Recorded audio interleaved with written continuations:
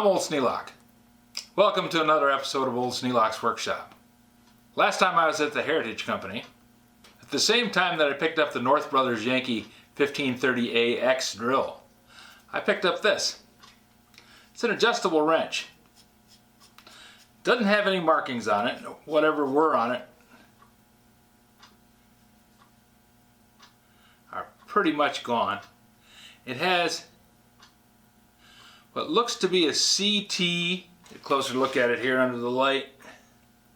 Oh, there's stamping up here at the top. I'm going to have to clean this thing up. This is the first I've looked at it since I brought it home. I think I'm going to have to fire up the electrolysis tank. I don't want to use vinegar on this. Vinegar might just make those stampings disappear. You remember what the acid did to the stampings on the end of the threaded rod. You know, the ones I'm using for the file sharpening sample test. I don't want to have these stampings disappear. So I'm going to have to use electrolysis to clean it. But first I think I'm going to put it in a bath of greased lightning and let it soak for a little while. I put oil on it about 3 days ago, and that's how long it's been sitting with oil on it. And just now today I got it to move. Couldn't turn the little threaded screw at all, and everything was all locked up on it. So now that I've got a chance at opening it up and finding out what it is, I'm going to stick it in the electrolysis bath and we'll get that rust cleaned off of it and see if I can't read the stampings. Hawkins. And down below that, something followed by CT. It's got quite an adjustment on it. It goes out there quite a ways. And then it comes apart just like that.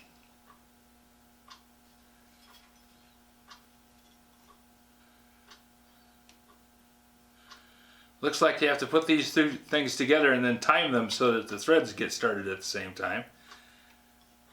Don't want one jaw closing before the other. But they only close so far. Somebody's beat up the ends of this, just like you find on a crescent wrench. And if you look at the shape of the head, it reminds you of a crescent wrench quite a bit.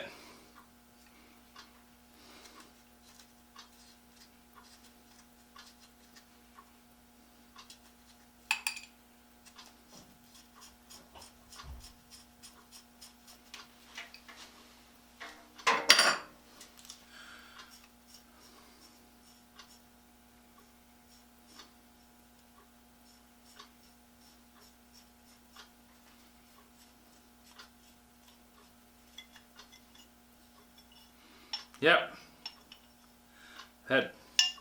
I can take care of the little burrs on the insides of these openings, and that should let it close all the way.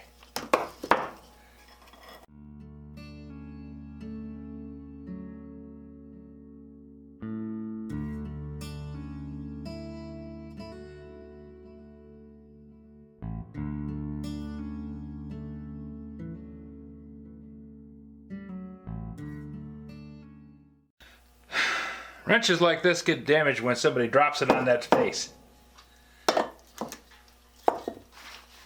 Causes it to get dinged over.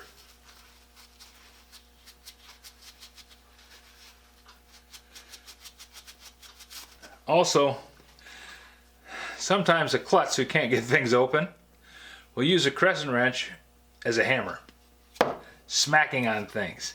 In this case, smacking like that, and knock that shut.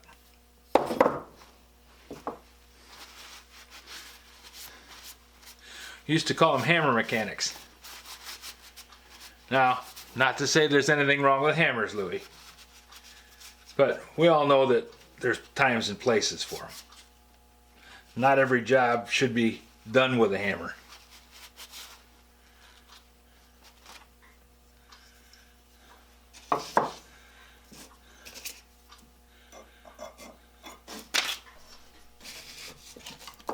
Got a pretty good sized burr on that one.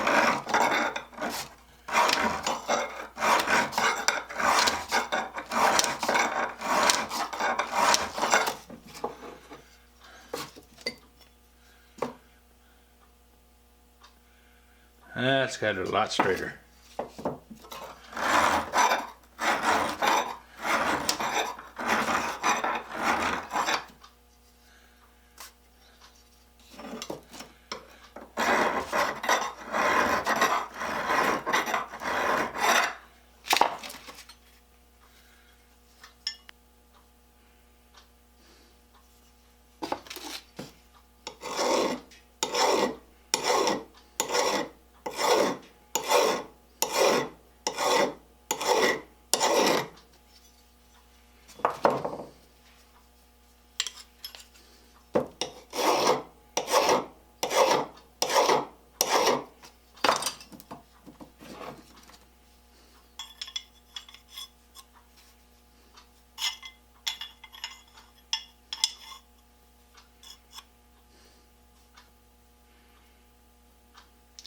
I used to have a machinist. I used to have a tool maker that worked for me. His name was Paul Pouchet. And he was definitely French. Funny thing was, if he found a problem on something like a dent or a ding, he called it a Dutchman.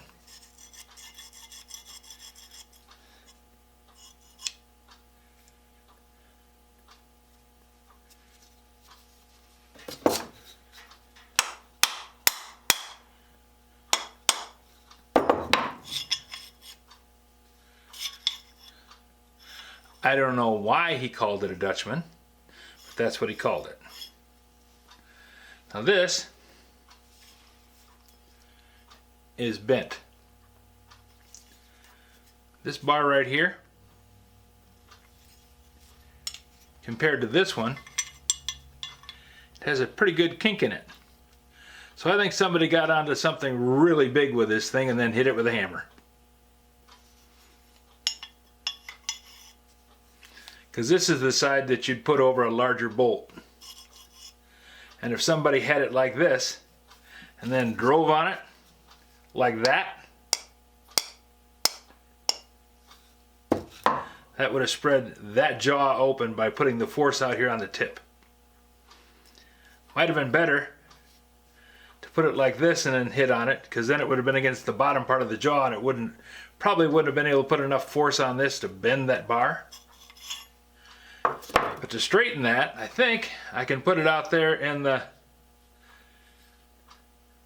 hydraulic press out in the garage and bend that, because it's got a kink right here. And that should make it so that it closes all the way. Because right now, if you take it down like that, it locks up. In order to get it apart, you have to tap it. That tells me it's wedging. And this part is hitting on the bottom of this groove, and then it's hitting up here. Wedging.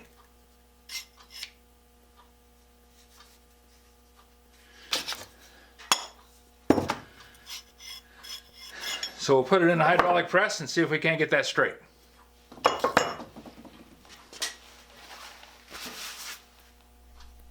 But before we put it in the hydraulic press, I'm going to take both these pieces and put them in this bath of greased lightning, and that'll take the grease and grit and oil off of them, hopefully.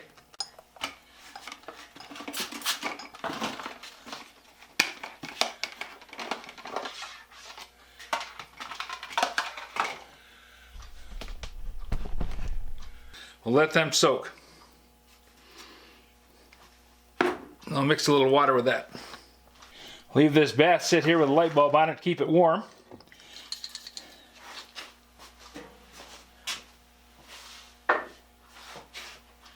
And I'll check on it in a couple hours. If you have any other suggestions for a new video, questions about today's video, or any of the other videos on the channel, just drop a note in the comments. You know I read them all. Thanks for watching.